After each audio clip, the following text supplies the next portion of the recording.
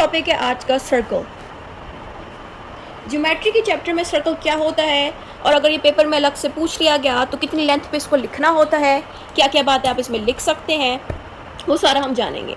इसी सर्कल के अंदर से एक मॉडल पेपर के अंदर आया हुआ सवाल भी है, वो वीडियो के आखिर में आपको दिखेगा।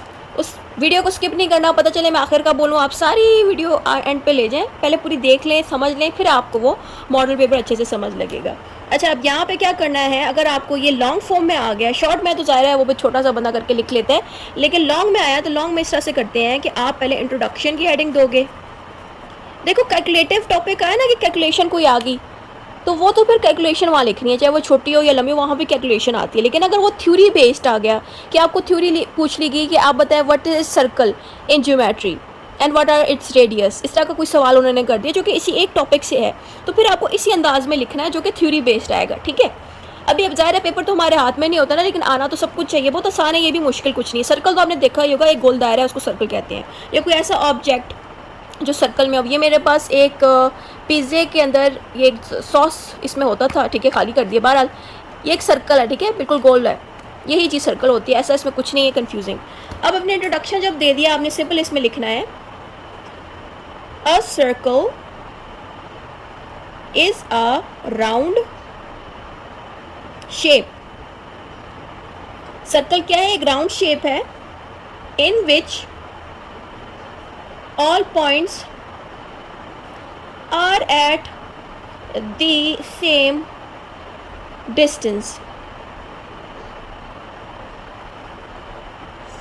from a fixed point called the center। अच्छा, बाकी हेडिंग स्टार्ट करने से पहले हम इंट्रोडक्शन समझ लेते हैं कि इंट्रोडक्शन में बात क्या बोली जा रही है। अब मैं इसी को यूज़ करूँगी यहाँ पे, क्योंकि मेरे पास अभी कुछ गोल चीज़ नहीं है जिससे सर्कल बनाया जा सके। आप लोगों को समझाने के लिए यहाँ मैं एक सर्कल बना रही हूँ, मैंने सर्कल बना दिया। यहाँ बात बोली जा रही है, सर्कल एक ऐसी राउंड शेप है जिसके अंदर सारे पॉइंट्स, किन पॉइंट्स की बात करें, इन पॉइंट होगी। एक समझे, मैंने एक ये पॉइंट लगा दिया, एक इसके साथ जोड़ के लगा दिया, एक वक्फा दे के यहाँ पे लगा दिया, एक मैंने इस तरफ से लगा दिया, एक मैंने यहाँ लगा दिया, एक मैंने यूं करके लगा दिया। यानी कि आप देखेंगे ये पॉइंट्स जितने भी बेतुक्के लगे हुए हैं, लेकिन ये सर्कल के ऊपर ही लगे हुए हैं, यानी कि सर्कल के साथ ही जो है उधर लगे हुए हैं। ठीक है, अब ये जितने पॉइंट्स हैं सर्कल के साथ लगे हुए हैं, ठीक है, आगे लिखा है are at the same distance from a fixed point called the centre. यानी कि ये जो सेंटर है, बिल्कुल दरमियान में मैं एक डॉट बना रही हूँ। ये दरमियान में ये डॉट क्या है, ये डॉट है बेसिकली सेंटर, सेंटर। और ये जितने भी पॉइंट्स हैं, ये पॉइंट्स है सादे, तमाम पॉइंट्स। ठीक है, अब यहाँ पे बात ये हो रही है कि जितने भी ये पॉइंट्स हैं जो सर्कल पे लगे हुए हैं, इनका डिस्टेंस सेंटर से सेम है। यानी कि ये देखें, ये जो पॉइंट है, इसका अगर आप फासला देखो, इसका फासला और इसका फासला सेम ही होगा। यानी कि यहाँ से लेके यहाँ तक फासला सेम है, यहाँ से लेके यहाँ तक फासला सेम है। यानी कि जितने भी पॉइंट्स हैं उनका सेंटर के साथ जो फासला बन रहा है वो सबका सेम ही आएगा। यही बात इसके अंदर बोली जा रही है कि जो सर्कल होता है जिसके अंदर जितने भी पॉइंट्स आप लगा दो, वो सेंटर के साथ उनका डिस्टेंस जो है वो सेम ही आएगा। बस इतनी सी बात है, और इसमें कन्फ्यूजन कोई नहीं है। सादी सी बात बोली जा रही है कि सेंटर के साथ सारे पॉइंटों का जो फासला है वो बराबर है। अब हम अपनी नेक्स्ट हेडिंग स्टार्ट करते हैं। नेक्स्ट हेडिंग आप लिख सकते इस पर, डेरिवेशन ऑफ वर्ड सर्कल। कि ये लफ्ज़ सर्कल कहाँ से इजाद हुआ, आपने इसमें लिखना है the term circle comes from the Greek word. कि जो लफ्ज़ सर्कल है ये ग्रीक ज़बान से निकला है। ग्रीक में सर्कल को कहा जाता था किरकुस। ग्रीक में सर्कल को कहा जाता था किरकुस, जिसका मतलब है, मीनिंग है इसका रिंग और हुप। रिंग तो आपने देखी होगी, गोल होती है, वैसे ही हुप भी गोल होता है। नेट पे आप सर्च कर ले, हुप पता चल जाएगा। अच्छा, अब आ जाते हैं हमारे पास एक और चीज़, एक और हेडिंग जिसमें आपने लिखना है ज्योमेट्रिकल मीनिंग ऑफ सर्कल। आपने क्या किया, यहाँ पे ज्योमेट्रिकल मीनिंग ऑफ सर्कल दे दिया, जिसमें आप सिंपल बताएंगे वही लाइन जो हमने ऊपर इंट्रोडक्शन में दी है, वही बात आप यहाँ पे भी लिख देंगे, क्योंकि हमने हेडिंग ज़्यादा करनी है ना लेंथ बढ़ाने के लिए, तो हम यहाँ पे इस तरह से लिखेंगे। अब आप लोग मुझे कमेंट पे ये पूछो कि मैडम जैसे आपने इस तरह से ब्रैकेट डाल के ये जैसे लिखा है, क्या हम भी लिख सकते हैं? उससे पहले आप मुझसे कमेंट पे पूछो, मैं इधर ही वीडियो में बता देती हूँ कि ये एक तरीका होता है लिखने का यूनिवर्सिटी के एग्ज़ाम में, यानी कि आप कोई डेफिनेशन हाईलाइट करके देना चाहते हो कि एग्जामिनर को आपका आंसर दिखे, आपकी खूबसूरती दिखे, तो आप ये लिख सकते हो। नहीं तो आप सादा एक ही पेन से भी लिख सकते थे, यही बात जो मैंने इस मार्कर से हाईलाइट करके लिखी है। ठीक है, आपकी मर्ज़ी है, कॉमा डाल के लिखो या जैसे आपको सही लगे। अच्छा, अब हम नेक्स्ट हेडिंग पे आते हैं। अब हम इसकी करने लगे हैं टाइप्स ऑफ सर्कल। सबसे पहले हम उन टाइप्स का नेम दे देते हैं, फिर उनको डिस्कस करते हैं। तो टाइप इस तरह आप दे सकते हैं, there are 3 types of circle in geometry. तो इस तरह पहले हम टाइप देंगे इस पे कॉन्ग्रुएंट सर्कल। दूसरी टाइप इस पे आ जाती है कॉन्सेंट्रिक सर्कल। तीसरी टाइप इस पे आ जाती है सिमिलर सर्कल। अब हम इन तीनों टाइप्स को डिस्कस कर लेते हैं। कॉन्ग्रुएंट सर्कल क्या होता है, पहले हम उसकी नंबरिंग देख के लिखेंगे इस तरह से, congruent circle.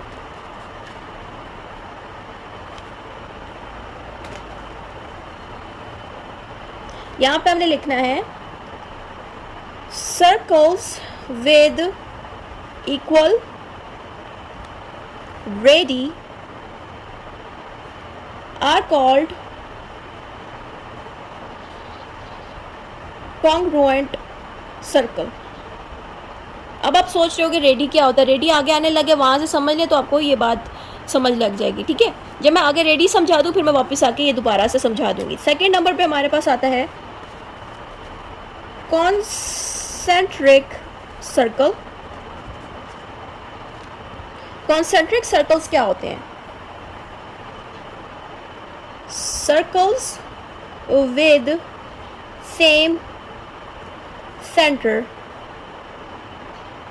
center are called concentric circles। और तीसरे नंबर पे हमारे पास आते हैं सिमिलर सर्कल्स। सिमिलर सर्कल्स में आपने लिखना है circles with different ready.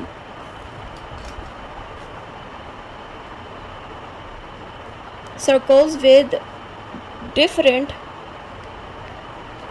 radii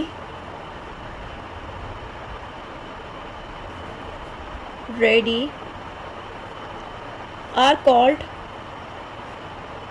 similar circle। अब इनके बारे में डिटेल से समझने के लिए सबसे पहले तो हम रेडियस जानेंगे। अब रेडियस डायरेक्ट नहीं स्टार्ट करेंगे, इसका एक तरीका होता है लिखने का।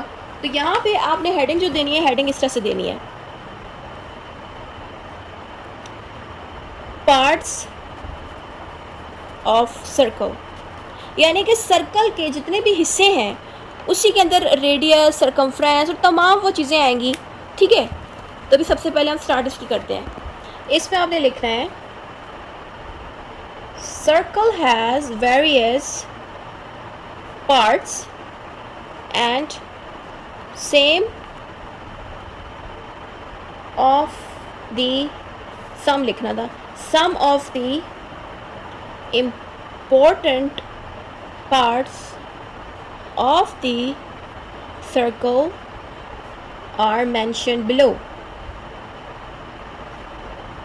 यहाँ पे मैंने लिखा है कि सर्कल के डिफरेंट हिस्से होते हैं, पार्ट्स होते हैं, और कुछ इन्हीं में से ज़रूरी पार्ट्स मैंने नीचे डिस्कस किए हैं, यानी कि मेंशन बिलो का मतलब मैं नीचे डिस्कस किए हैं। तो सबसे पहले हम यहाँ पे नंबर 1 करके लिखेंगे सेंटर। सेंटर तो आपको पता लग गया होगा, एक ऐसा पॉइंट जो सारों सर्कल के ऊपर जितने भी पॉइंट्स हैं उसके साथ डिस्टेंस बराबर होता है। तो आपने यहाँ पे लिखना है it is the middle point of a circle, all points on the circle are equally far from it. यानी कि जितने भी पॉइंट सर्कल पे लगे होते हैं उन सब का फासला उस दरमियान वाले सेंटर पॉइंट से बराबर ही। हमने स्टार्ट से ही पढ़ लिया था, इंट्रोडक्शन से जो पढ़ा था वही सेम बात यहाँ पे लिखी है। अब हमारा नेक्स्ट पार्ट सर्कल का आ जाता है, वो है रेडियस। रेडियस लिखने के बाद इसके साथ हम आर यूज़ करेंगे, ठीक है। रेडियस, रेडियस एंड रेडाई, ठीक है, रेडियस एंड रेडाई। अब यहाँ पे इन दोनों, ये दोनों है सेम लेकिन इनमें थोड़ा सा फ़र्क है। फ़र्क कैसे है मैं आपको बताती हूँ। सबसे पहले हम रेडियस के बारे में जानते हैं कि रेडियस क्या होता है, उसके बाद हम रेडाई के बारे में जानते हैं। रेडियस समझने के लिए मैं आपके सामने एक सर्कल बनाऊंगी, ठीक है। यहाँ पे देखें, दोबारा से वही सर्कल हम बना लेते हैं जैसे मैंने पहले बनाया था। किस तरह से हम एक सर्कल जल्दी से बना लेते हैं। रेडियस हम जानते हैं इस सर्कल में कैसे होगा, ठीक है। अब रेडियस में क्या होता है, यहाँ मैं एक लाइन लूँगी, मैं आपको क्रीप करके दिखाती हूँ इसकी स्क्रीन। ये देखिए, ये सर्कल है, ठीक है। ये हमारा सेंटर पॉइंट है जो अभी तक हमने डिस्कस किया। सपोज़ यहाँ पे एक पॉइंट है, इस पॉइंट का नाम हम रख लेते हैं ए, ठीक है, ये इसका नाम है, ये तो सेंटर है, ठीक है। अब ये जो लाइन इस पॉइंट ए से सेंटर तक जो जा रही है, यहाँ से लेके यहाँ तक, ये जो चीज़ है इसी को हम कहते हैं रेडियस, सही है। आपने क्या किया, एक ही लाइन बनाई, इस एक ही लाइन को रेडियस कहते हैं। तो मैं यहाँ पे अब लिखती हूँ इसका definition.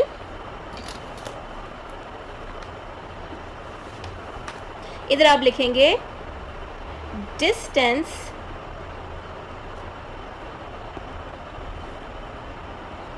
Of any point, distance of any point of circle from centre is called radius. बस ये बात लिख देनी है, ठीक है। अब आप चाहो तो रेडियस के बारे में मज़ीद पॉइंट देना जो दे सकते हो, इसमें हम लिख देंगे radius, radius is a single line, single distance line, ठीक है, कि रेडियस एक सिंगल डिस्टेंस लाइन है। सिंगल मीन्स एक ही डिस्टेंस लाइन है, एक ही है, ठीक है। अब हम रेडी को पढ़ते हैं कि रेडी क्या होता है, सॉरी रेडाई क्या होता है। इधर मैं रेडाई लिखने लगी हूँ, ये मैंने रेडाई के साथ डबल डी डाल दिया है, गलत लिख दिया मैंने रेडाई की स्पेलिंग, ये RIDII इस तरह होता है, ठीक है। अच्छा, अब रेडाई के बारे में आपने इस तरह से लिखना है, a circle having more than one radius is called radii, ठीक है। यानी कि एक से ज़्यादा लाइन अगर हो तो उसको रेडाई कहते हैं। मैं आपके सामने रेडाई अब बनाती हूँ। एक और रेडाई समझने का तरीका ये, यहाँ पे एक और लाइन है बी के नाम से, यहाँ एक और नाम है लाइन है सी के नाम से। अब ये दो और डॉट्स हैं बी और सी के नेम से, ये भी सेंटर को टच कर रहे हैं, ये भी सेंटर को टच कर रहे हैं। तो यहाँ पे अब हमारे पास एक रेडियस ये हो गया, एक रेडियस ये हो गया, एक रेडियस ये हो गया। तो रेडियस ज़्यादा हो गए हैं, तो ज़्यादा रेडियस को कंबाइन में हम क्या बोलेंगे, रेडाई बोलेंगे। बस इतनी सी बात है, ज़्यादा कोई कन्फ्यूजन नहीं है। यानी कि एक लाइन अगर हो, एक डिस्टेंस हो, उसको रेडियस कहेंगे। एक से ज़्यादा अगर आपको रेडियस मिल जाए एक ही सर्कल में, तो उन सारे रेडियस को हम रेडाई कहते हैं। बस इतनी सी बात है। अब इसके अलावा अब मैं आपके सामने रेडियस का एक फार्मूला लिखने लगी हूँ, ये बड़ा ज़रूरी है, इसीलिए आप इस वाले फार्मूला को कहीं नोट भी कर लें। हम यहाँ पे लिखने लगे हैं फार्मूला ऑफ रेडियस। रेडियस का ये फार्मूला होता है R is equal to diameter divided by 2, ठीक है। अब हमने रेडियस के बारे में जान लिया। अब हम अपने अगले पार्ट को स्टार्ट करें। तीसरी जो चीज़ है ना इस सर्कल के अंदर, वो होती है डायामीटर। ये वही डायामीटर है जो हमने इधर फार्मूला में भी डी डाल के लिखा हुआ है, ठीक है। अब डायामीटर होता क्या है, डायामीटर की निशानी क्या है कि डी इसमें लिखा मिलेगा, ठीक है। डायामीटर के बारे में अब हम एक्सप्लेन करते हैं। इसमें हमने लिखना है the distance across the centre, sorry the circle through the centre. मैं आपको बना के दिखाती हूँ कि डायामीटर कैसा दिखता है। डायामीटर बेसिकली क्या उसको कहते हैं, अपना रेडियस से ज़्यादा होता है, यानी कि रेडियस आपने देखा था आधा ही होता है, छोटा सा होता है, लेकिन डायामीटर लंबा होगा, यानी कि 2 रेडियस के बराबर एक डायामीटर होता है। मैं आपके सामने अब एक बना के दिखाती हूँ। ये देखें, ये क्या है, सेंटर है, ये सेंटर है इसका। मैं स्क्रीन क्लोज करके दिखाती हूँ। ये सेंटर है, ठीक है। रेडियस के बारे में मैंने आपको क्या कहा था कि यहाँ से लेके यहाँ तक जो लाइन जाएगी इसको रेडियस कहेंगे, लेकिन डायामीटर क्या होता है कि ये पूरी लाइन यहाँ से जाएगी फिर वो आगे तक जाएगी, यानी कि पूरे लाइन इस तरह से आगे जो निकले इसी को हम कहते हैं डायामीटर, ठीक है। चाहे वो लाइन यूं हो, चाहे वो लाइन इस तरह से हो, चाहे वो लाइन इस तरह से हो, यानी कि पूरे अंदर सर्कल के अंदर पूरी इस तरह की अगर आपको लाइन देखे जो कि सेंटर को टच होकर आगे जाए, इसी चीज़ को हम डायामीटर कहते हैं। तो डायामीटर 2 रेडियस के बराबर होता है। आधा रेडियस ये आधा होता है, फिर आधा इतना रेडियस होता है, ठीक है। तो 2 रेडियस के बराबर क्या हुआ, डायामीटर हुआ। मैं आपके सामने अब इसका फॉर्मूला लिखने लगी हूँ। तो फॉर्मूला में हम लिखेंगे इसके फॉर्मूला ऑफ डायामीटर। तो इस पे आप सिंपली इस तरह से लिखेंगे कि diameter D is equal to 2R, यानी कि डायामीटर का ये फार्मूला है, D is equal to 2R। R क्या है, 2 रेडियस, यानी कि 2 रेडियस के बराबर है हमारा डायामीटर। जैसे कि अगर आप सर्कल को देखें, यहाँ पे समझें पॉइंट A है, यहाँ पे समझ लें पॉइंट B है। तो ये जो पूरी लाइन पॉइंट B से लेके सेंटर तक और A से लेके B तक, ये पूरी लाइन हमारी हो गई डायामीटर। और ये वाला इतना A से लेके इस पॉइंट तक ये एक रेडियस बन गया, B से लेके सेंटर तक ये एक रेडियस बन गया, यानी कि 2 रेडियस के बराबर हमारा एक डायामीटर होता है, ठीक है। दोबारा से मैंने सेम बात समझा दी। अब हम अपने नेक्स्ट पार्ट को स्टार्ट करते हैं। अभी जो मैं समझाने लगी हूँ ये है चौड़। इसका ऐसा कोई फार्मूला मुझे नहीं दिखा, इस पे बस सादी सी बात हम लिख लेते हैं कि ये होता क्या है। इस पे आप लिखें कि it lies inside the circle and touches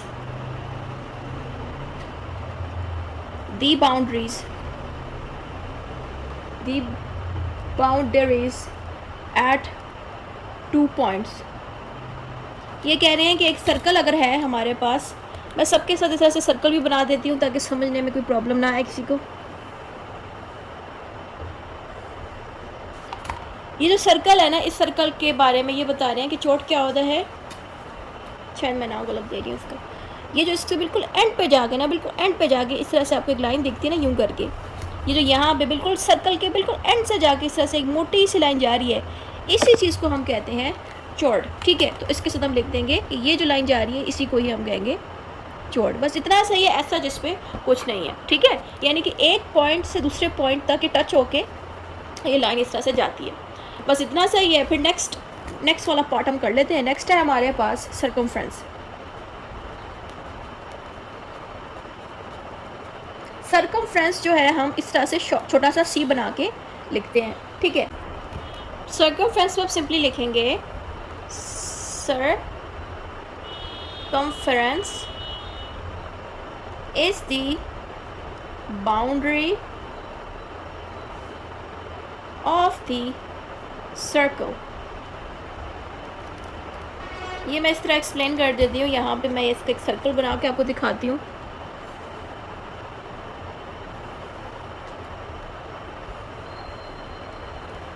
ये सर्कल है, ठीक है। इसके साथ ये पूरी की पूरी बाउंड्री जितनी भी है, ये सारी की सारी इसी को ही, ये सारे को चाहे अंदर से हो चाहे बाहर से हो, इसी चीज़ को हम कहते हैं सरकमफेरेंस।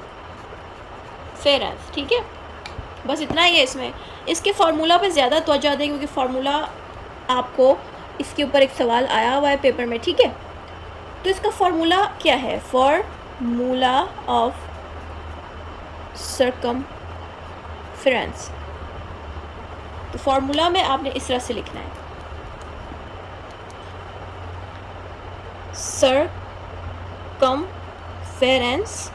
अगर सरकमफेरेंस इतने लंबे नाम से बचना चाहते हैं तो सिंपली आप इस तरह से सी ब्रैकेट डाल के लिख दें और आगे लिखें 2πr।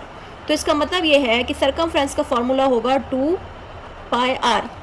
पाई का नंबर क्या होता है? पाई का नंबर सबको आता है, तो आप इस तरह से भी लिख सकते हैं, c is equal to 2 multiply 3.14 multiply r। ठीक है, यानी कि ये जो मैं आपको क्लोज करके स्क्रीन दिखाती हूँ, ये जो फार्मूला है पाई की वैल्यू 3.14 होती है। ये सबको ज़ुबानी आती होती है, लेकिन अगर आपको ये ज़ुबानी नहीं आती तो फार्मूला ये वाला याद रखने की बजाय आप फार्मूला ये वाला याद रख लें सरकमफ्रेंस का, कि सरकमफ्रेंस का फार्मूला है 2 3.14r। 3.14 क्या है? पाई का फुल फॉर्म डिजिट है। ठीक है, बस इतना ही है। ठीक है, अब यहाँ से जो ज़रूरी फार्मूलाज हैं उनको मैं पिंक कलर दे देती हूँ। तो हमारे यहाँ पे ये एक ज़रूरी फार्मूला है। उसके अलावा अगर हम डायमीटर को देखें तो डायमीटर का ये ज़रूरी फार्मूला है। रेडियस को देखें तो ये रेडियस का ये ज़रूरी फार्मूला है। ठीक है, ये मैं क्यों आपके सामने कह रही हूँ ये ज़रूरी है, क्योंकि इसके ऊपर से ऑलरेडी 1-2 सवाल मैंने पंजाब यूनिवर्सिटी की तरफ से दिए हुए मॉडल पेपर में देखे थे। ठीक है, अब हम अपने बाकी के पार्ट्स देखते हैं कि इसमें और क्या क्या है। तो 6 पॉइंट आता है हमारा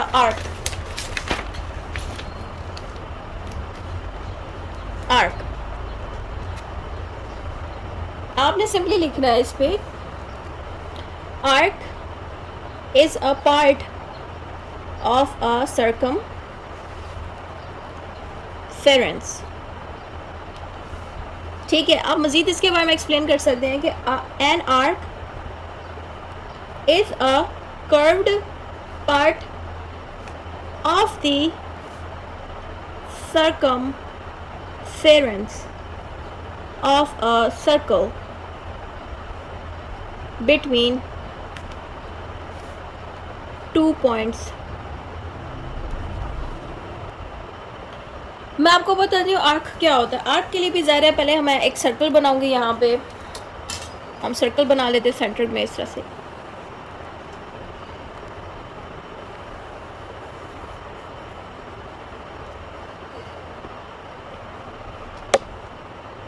समझ ले, यहाँ पे पॉइंट ए है, यहाँ नीचे पॉइंट बी है। सही है, इनका ये जो पूरा का पूरा ये जो ये पॉइंट्स बन रहे हैं ये दोनों, इसी को ही हम आर्क कहते हैं।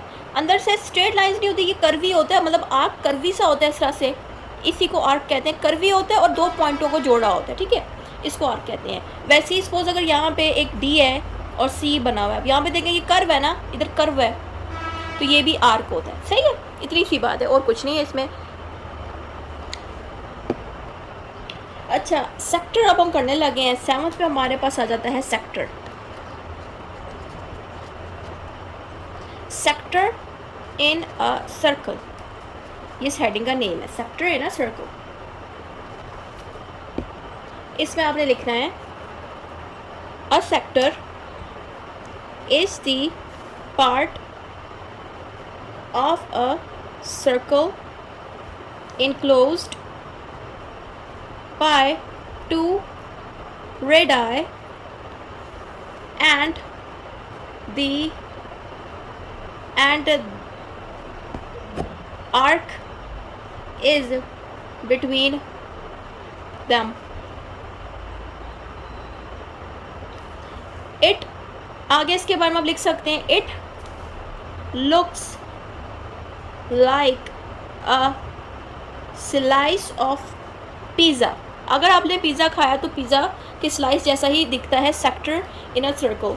मैं आप लोगों को दिखा भी देती हूँ कि ये किसकी बात कर रहे हैं और इसमें आर्क का क्या काम है, इसमें 2 रेडी का नाम क्यों लिखा गया है, ये सारा मैं समझा देती हूँ मैं। ठीक है, अब यहाँ पे हमने 2 रेडाई को रेडी बोल रही थी, 2 रेडाई के बारे में मैंने आपको क्या चीज़ सिखाई थी कि यहाँ पे अगर ये ए है, ठीक है, ये ए पॉइंट है, ये कौन सा पॉइंट हो गया, बी पॉइंट है। मैंने आपसे कहा था कि जब एक पॉइंट इस तरह से सेंटर में आएगा, ये क्या होगा, एक रेडियस होगा, ठीक है। वैसे ही दूसरे पॉइंट से भी इसे सेंटर में आएगा तो ये एक रेडियस होगा। तो ये दोनों क्या हुए, दोनों हो गए, ये दोनों हो गए रेड आई। तो सर्कल में इस तरह से दो रेड आई होंगे और उनके साथ आर्क भी मौजूद होगा। इसी चीज़ को, ये जो पूरा आर्क और दो रेड आई जो है, इस ये सब मिल जाए तो इस पूरी चीज़ को हम कहते हैं सेक्टर। सही है। तभी ये देखिए पिज़्ज़ा की स्लाइस जैसी शेप इसकी बन गई है, पिज़्ज़ा की स्लाइस जैसी शेप बन गई है। इसका मतलब है कि इसमें दो रेड आइज होंगे, ठीक है, और आर्क भी मौजूद होगी जो दो पॉइंटों को आपस में भी जोड़ेगी। तो ये पूरा का पूरा क्या है, सेक्टर है। बस इतनी सी बात है समझाने वाली, और इसमें ऐसा कुछ नहीं है। अब हम आते हैं अपने नेक्स्ट हिस्से में। इसके अंदर हमारे पास एक फार्मूला आ जाता है। तो फार्मूला इस तरह से आप देंगे, area of sector. Area of sector का हमारे पास फार्मूला है यहाँ पे, वो आप लिखेंगे। अब इसमें सिंपली हमने बताना है area of sector is equal to,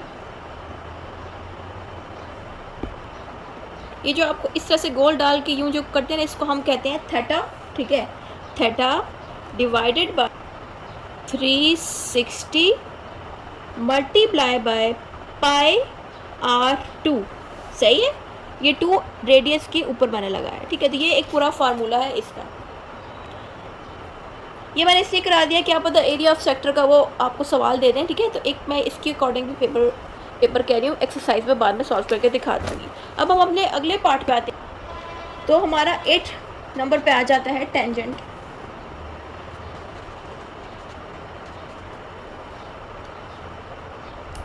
इसमें हमने सिंपली लिखना है a tangent is a line that touches the circle eight only one point. तो ये इस तरह से समझ लगेगी, मैं आपको दिखा देती हूँ। यह हमने इस तरह से सर्कल लगा दिया। तो टेंजेंट इस तरह से होता है कि यहाँ पे ये पॉइंट है ए के नाम से, ठीक है। तो टेंजेंट इस तरह से होता है कि ये यूं करके आता है टेंजेंट। ये टेंजेंट क्या होती है, इस तरह से एक लाइन आएगी यूं करके, यहाँ से ये लाइन इस तरह जा रही है यूं करके, लेकिन ये लाइन क्या कर रही है, सर्कल के किसी एक पॉइंट को टच करके गुजर रही है। यही चीज़ होती है टेंजेंट। एक और टेंजेंट बना देती हूँ। यहाँ पे ये जो पॉइंट है ये बी है। अब यहाँ पे क्या हो रहा है, एक टेंजेंट इस तरह से यूं करके गुजर रहा है। ये लाइन यहाँ से उधर जा रही है, लेकिन सर्कल के किसी एक पॉइंट को टच करके जा रही है। तो यही बात इसके सेंटेंस में लिखी है, ठीक है। अब हम आगे आते हैं। पॉइंट है वो है सेकेंड। आपने इसमें लिखना है a second is a straight की स्पेलिंग गलत हो गया, a straight line that cuts the circle at 2 parts, ये 2 पॉइंट्स, ठीक है, at 2 पॉइंट्स, ठीक है। अब मैं आपके सामने एक सर्कल बना देती हूँ दोबारा से, जिसमें मैं आपको सेकंड समझा देती हूँ कि होता क्या है। इस तरह से हमने जब सर्कल बना लिया तब होगा क्या कि इसमें इस तरह से एक लाइन आएगी यूं करके, यहाँ से वो लाइन स्टार्ट हुई है, यूं करके ऊपर चली गई है, ठीक है। एक सर्कल में यहाँ से लाइन आई है और यूं करके आगे निकल गई है। तो यहाँ पे क्या हो रहा है कि एक ए पार्ट से इसने स्टार्टिंग की, सेंटर से टच किया और फिर आगे जाके बी पार्ट को टच किया और फिर आगे निकल गई। ये चीज़ होती है सेकंड, ठीक है। अब हम आगे आ जाते हैं। नेक्स्ट एंड द लास्ट है हमारा एरिया। एरिया में सिंपली आप लिखेंगे the space inside the circle. इसमें फार्मूला एक है जो आपको याद रखना पड़ेगा, जिसकी मदद से ही एरिया निकाला जाता है। तो फार्मूला लिखना है आपने,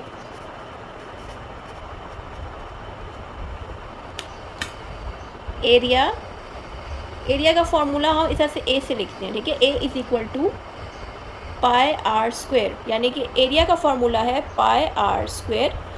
पाई का मैं ऑलरेडी बता चुकी हूँ कि अगर पाई का नंबर याद नहीं रहता तो इस तरह से भी आप लिख सकते हैं कि पाई का नंबर इस तरह से डाल दें 3.14 मल्टीप्लाई बाय R2, ठीक है। अगर पाई का नंबर नहीं याद रहता तो ये लिख दें, बस इतना काफ़ी है। तो ये हमारा एक बहुत ज़रूरी एक और फार्मूला है एरिया का। अगर इस तरह नहीं याद करना तो ये नीचे भी मैंने इसको खोल के पाई के साथ लिख दिया है डिजिट्स डाल के, तो ये भी कर सकते हैं, ठीक है। बस इतना ही था आज की वीडियो में। आज की वीडियो में आपने सर्कल के मोस्ट इंपॉर्टेंट चीज़ें सीखी विद फार्मूलाज, ठीक है।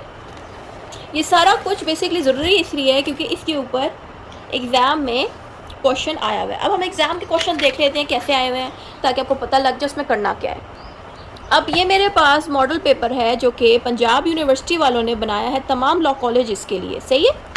अब यहाँ पे गौर से देखें कि मैंने ये देखें, यहाँ पे जो क्वेश्चन नंबर 2 है उसमें सवाल लिखा हुआ है, find the circumference and the area of a circle which as diameter of 10 centimetre, यानी कि डायामीटर 10 सेंटीमीटर्स का मौजूद है, आपने सर्कमफ्रेंस ढूंढनी है और एरिया ढूंढना है। अब इसमें करना क्या है कि डायामीटर की अमाउंट ऑलरेडी आपको पता है, ठीक है। करना क्या है, जो सर्कमफ्रेंस का जो फार्मूला है जो मैंने अभी आपको सिखाया फार्मूला, वो फार्मूला लगाना है, उसी की कैलकुलेशन से आपको जवाब मिलेगा। वैसे ही एरिया का जो मैंने आपको अभी ये वाला फार्मूला सिखाया है, यही जो है यहाँ पे यूज़ करेंगे और यूज़ करके आपका जवाब निकल जाएगा। इसकी ऑलरेडी मैंने एक वीडियो बनाई है, आपको यूँ करके स्क्रीन पे दिख रही है।